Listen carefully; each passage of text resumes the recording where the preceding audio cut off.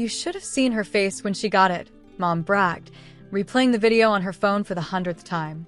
My sister, Alyssa, squealing beside a silver BMW wrapped in a red bow, a bow that probably cost more than my monthly rent. Your father and I believe in rewarding effort, Mom said, glancing at me as if the irony didn't burn. Maybe one day, you'll learn to do the same.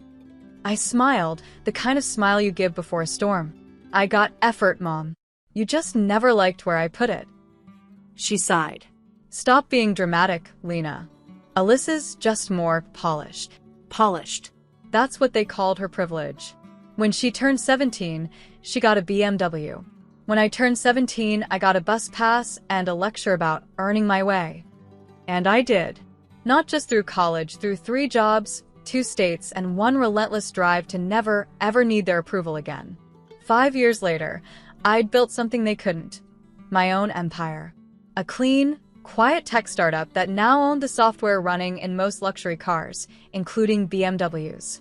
So when Alyssa called crying last month about her debt, the car, the credit cards, the failed influencer dreams, I almost felt sorry. Almost. Because this time, the one holding the keys to her future was me. And I had every intention of teaching her what earning it really meant. It started with a single message. Alyssa, hey Lena, long time. Can we talk? I really need help, please. I stared at it for a full minute. The last time she'd said please was when she needed me to take her shift at the diner, so she could go on a weekend trip with her real friends. Now her name was flashing on my screen, begging for help. I almost ignored it. Almost. But curiosity is a cruel thing. When I finally opened the message, there it was, a photo of the BMW, repossession notice taped to the windshield. And beneath it, her words, I'm $62,000 in debt. Mom said to ask you. Mom said to ask me. The same woman who once told me, don't come home until you've proven you're worth something. The irony was sharp enough to draw blood. That night, I sat in my apartment overlooking the city. Glass walls, soft jazz, the skyline glittering like my own private constellation. Everything in that room was mine. Earned. And yet, a part of me, the foolish part that still remembered family dinners and birthday candles, almost replied with comfort. Almost. Instead, I typed, sure, Alyssa. Let's meet tomorrow. I'll see what I can do. She replied instantly. OMG, thank you. I knew you'd come through, red heart. No, Alyssa. You really didn't. Tomorrow, she'd finally learn what earning it felt like. The cafe was downtown, quiet, expensive, the kind of place Alyssa once said smelled like poor people trying to look rich. I arrived early, laptop open, my coffee untouched.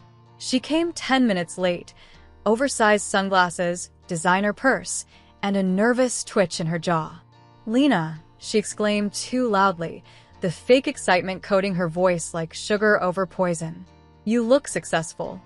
I am, I said simply. Her smile faltered. So, you heard about my situation. It's temporary. Just some bad investments and BMW payments, I interrupted, sliding her credit report across the table. 3 missed, 1 in collection, and a loan from a private lender at 24% interest. Her eyes widened. You ran my credit? I met her gaze calmly. I run background checks for a living. It's what my company does. Digital verification, financial profiles, predictive scoring. You didn't think I'd help without knowing what I was walking into, did you? She looked like she'd swallowed glass. You've changed. No, I said. I just learned the rules you all played by. Alyssa leaned forward, lowering her voice. Mom and Dad said you could cover the debt easily. Just transfer it and I'll pay you back. Promise. I laughed softly. Pay me back?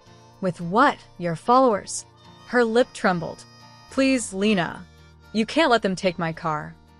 I leaned in, eyes cold. Oh, I'm not going to let them take it. She blinked, hopeful. I already bought it. Her face went completely blank. You what? I sipped my coffee slowly. Your BMW. The finance company auctioned it last week.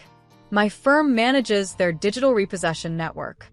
I saw your name on the list and I bought it. Her mouth opened, but no sound came out. You're joking. I don't joke with numbers, I said, setting my tablet on the table. A photo of the car appeared, same license plate, same tan interior, now sitting in my building's underground garage. Don't worry, I added calmly. It's safe. Just not yours anymore.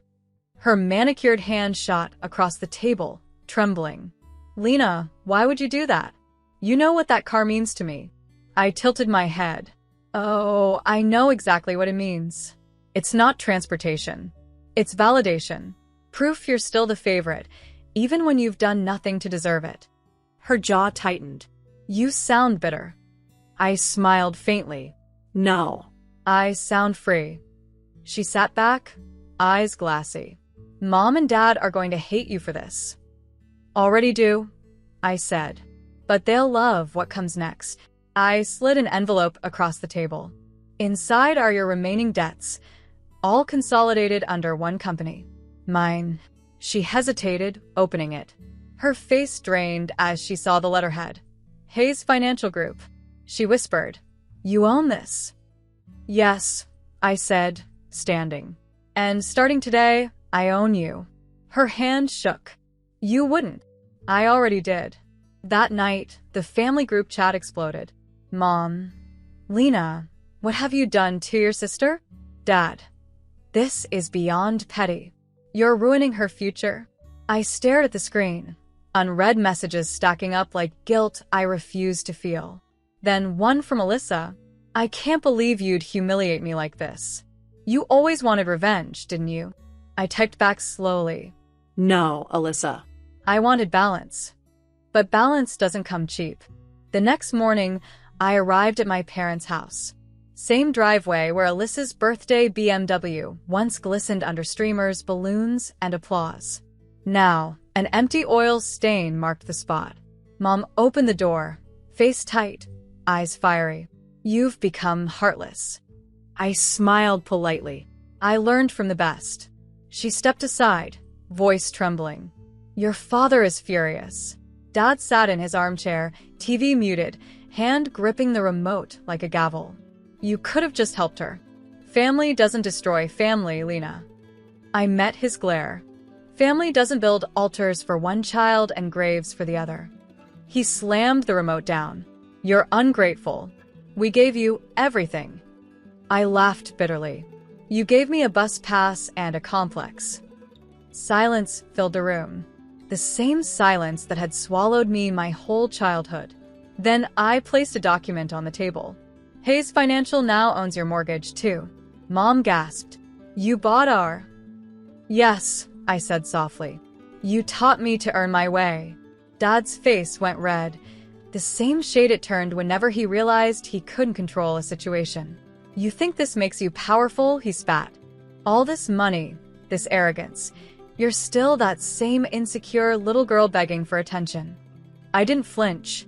No, Dad. I stopped begging the day you told me Alyssa deserved everything because she was the future of this family. Mom's voice broke in. We were only trying to motivate you. Motivate me?